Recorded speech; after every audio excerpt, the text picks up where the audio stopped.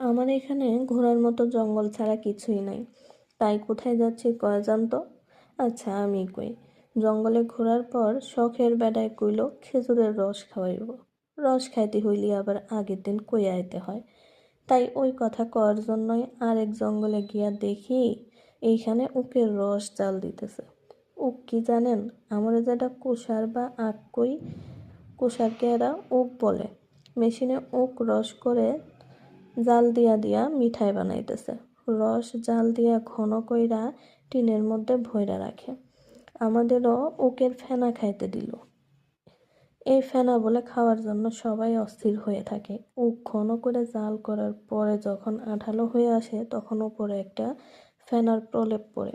এই ফেনা বলে সবাই খাওয়ার জন্য অস্থির হয়ে থাকে। তবে তারা আবার এই ফেনা কাঁঠালের পাতায় ভরায় ভরায় খায়। কাঁঠালের পাতায় ভরায় খাইলে নাকি স্বাদটা বেশি লাগে।